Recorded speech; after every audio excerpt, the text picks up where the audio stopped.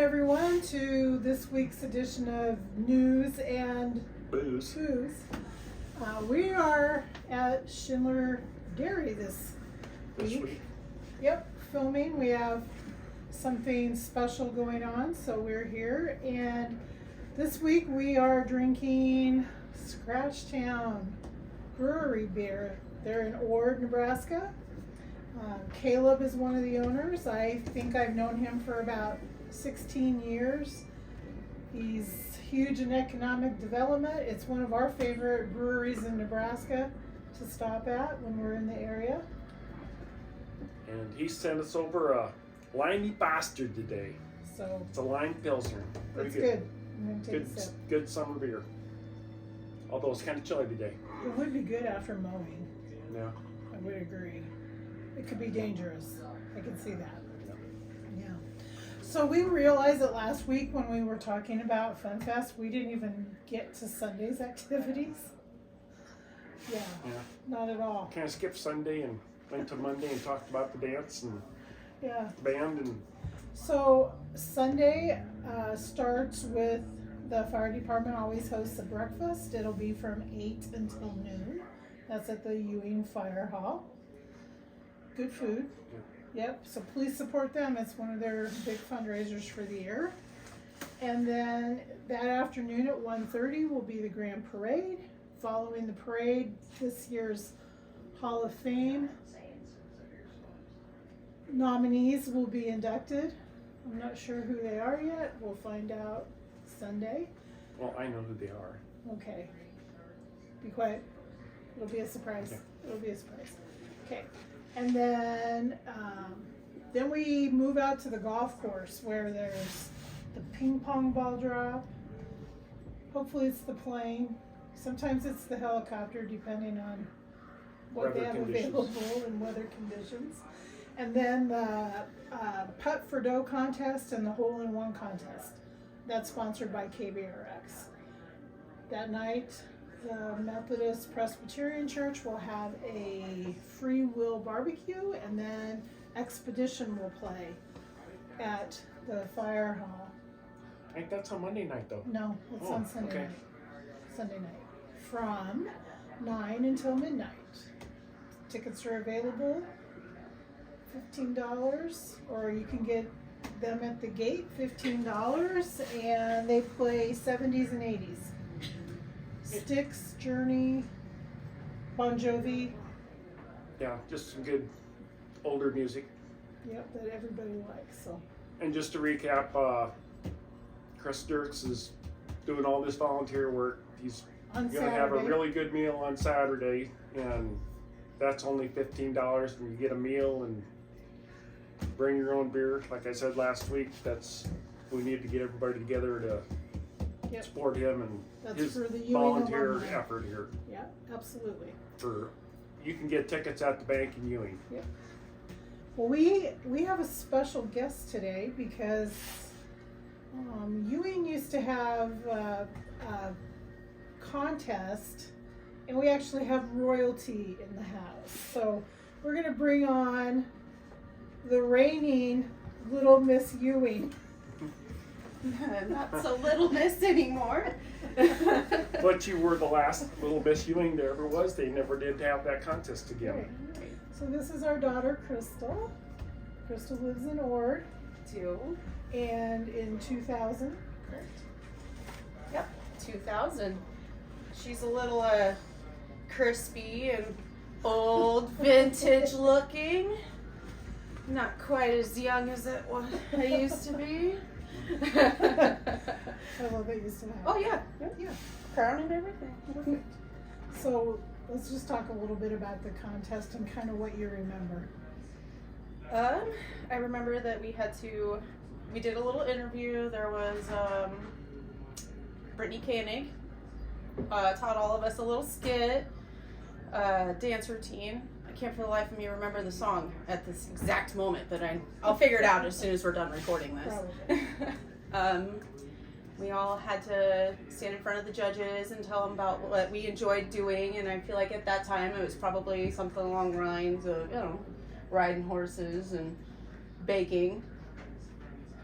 which baking is still a very big hobby of mine.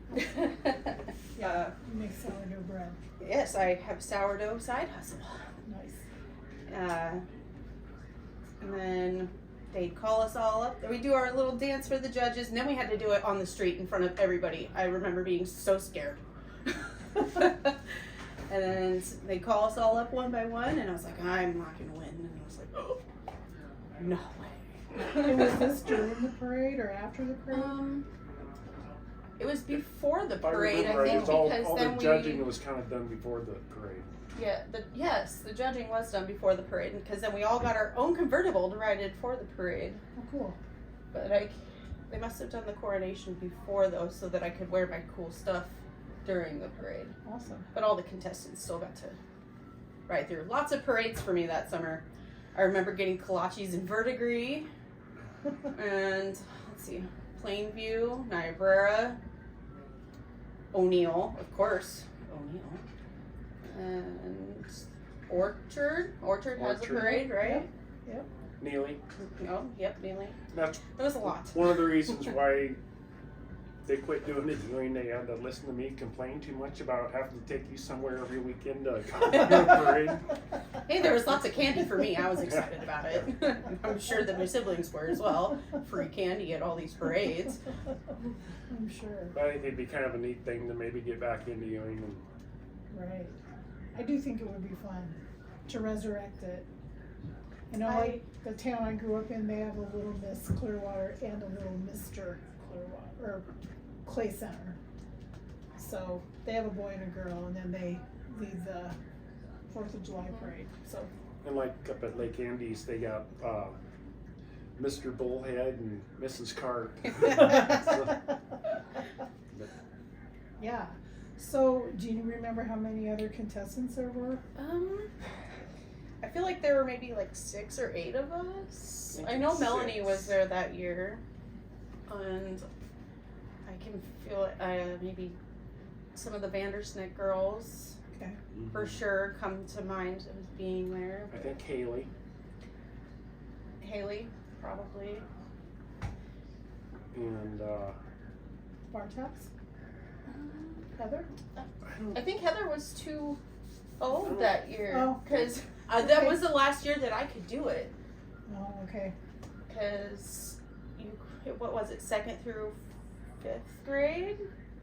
4th Okay. grade? I don't know. How old was I in 2000? I would have been 10. 10. So Yeah. that's about right. Okay. And I would really like to hand my crown off. It is getting a little bit tight for me. I'm sure we could sponsor that contest, right? yeah, good sponsor. Maybe we'll work on that for next year. Anything else about Little Miss Ewing or Fun Fest in general? Like, I've heard some stories involving Candy and the raccoon. Yeah. There was a